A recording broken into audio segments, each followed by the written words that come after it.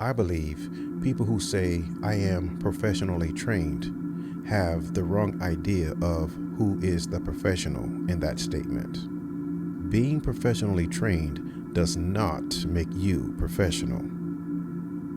The trainer, teacher, or coach are the professionals who help make you become better.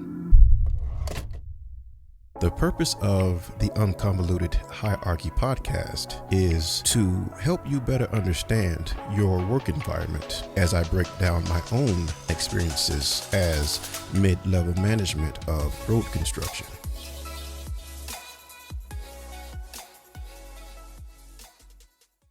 Greetings, navigators, and welcome back to the Un-Convoluted Hierarchy Podcast, the Can You Relate series.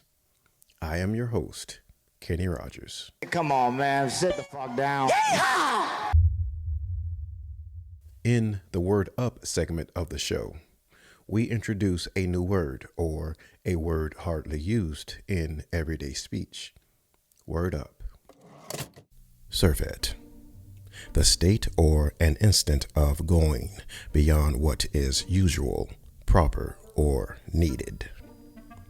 Common synonyms of surfeit are cloy, glutton, gorge, pall, sate, and satiate. Notwithstanding, all of these words mean to fill to repletion. Surfeit, however, implies a nauseating repletion. For instance, eating until satisfied is proper, but to wolf down food until you get too tired to take another bite is definitely surfeit. Just one more bite.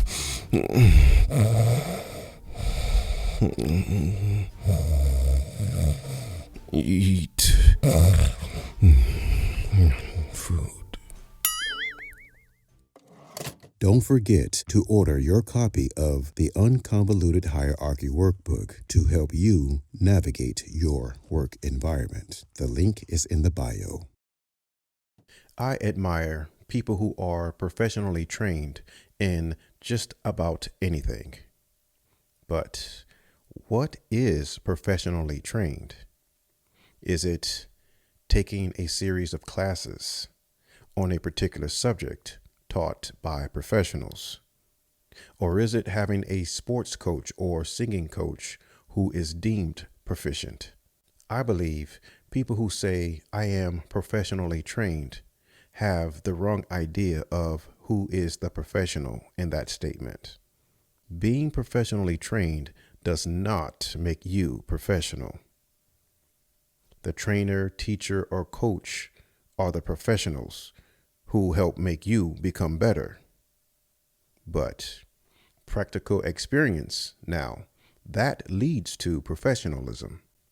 True professionalism can teach and motivate beginners' desire or an amazing talent to reach a point of skillfulness. But becoming highly skilled doesn't mean you are a professional. Professionalism comes packed with know-how, skill, and, believe it or not, psychology. Some folks are naturally gifted at something to the point that something is considered a skill. Yet, if that person doesn't understand how they got to a skilled level, they will never be able to explain it. Even people who are taught can only regurgitate information, but really can't explain how or why something is done so well. The saying is true: if you want to learn, teach. But if you have little to no information or experience, what the hell are you talking about? Something that I hate is instant experts. What I call instant experts are people who recite something they've heard that may or may not be sound information, but they share it like they understand it. and what they've said is the end of it. So, if you want to learn, teach with humility and examples of how you've arrived to your conclusion. But sadly, most people just want to teach and not learn. What's so widespread and surfeit is the blind leading the blind. Again, I believe professionalism is a combination of ability, skill, and psychology. The necessity of psychology is having the ability to understand how someone thinks. In my opinion, a person can be skilled to the highest level, but if they can't interpret the patterns of a student's thinking, well then, they cannot and should not teach. How a skilled person learns and understands may be vastly different from their student. For instance, if you are over 40 years old, you may remember Ben Stein and his portrayal of an economics teacher in the movie Ferris Bueller's Day Off. If a person drones on and on with accurate information in the same manner it was taught to them, it is likely antiquated and probably won't work, although they may be the best at what they are trying to teach. Now, what if the student is more skilled than the teacher? Well, it's like 1 + 2 = 3 and 1 + 1 = 2, but 1 + 0 = 1. Desire plus talent equals use. Use plus training equals skill, but skill plus no understanding equals skill. Understanding deals with the mind or psychology. At some point, most of us have complimented a skilled person. Wow, you're really good at baking. This is delicious. Really? I don't think I'm that good.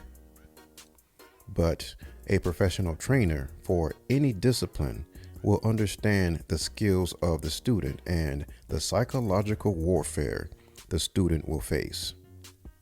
Let's take a look at professionally trained people with more skillful ability than the coach they used. By the way, these are professionally trained professionals. Celine Dion, Joanna Raby, Michael Jordan, Phil Jackson, Floyd Mayweather Sr., Floyd Mayweather Jr., David Plouffe, Barack Obama, Amy Boorman, Simone Biles, Earl Woods, Tiger Woods. So, how does all of what I'm saying apply to a place of employment? My fellow navigators, as you've likely experienced, it is a common occurrence for people to be placed in a position of leadership that are not leaders. Well, I've been professionally trained. I'm a graduate of Harvard. Congratulations, but a college degree does not make you a leader or an expert. Life and real-world experience does. The best leaders in the world are the ones who have suffered underneath terrible leadership. Even after being professionally trained, the best leaders mount their certificate on the wall and head straight to the mailroom for a season, so to speak. Sure, being professionally trained will get you a seat at the table, but if it were done properly, a company will put you on the fast track to a leadership position as you navigate the entire structure of the company. We will even keep your seat warm for you. Trained or not, If you don't spend time at the basement or middle of a career path, there is no way you could ever understand the needs of the people you lead. So, navigators, where are you in the hierarchy? Do you have a difficult boss? Are you a part of a toxic team? Are you the manager of a difficult, toxic team? You are? Good. You are now being professionally trained to lead. Your time will come.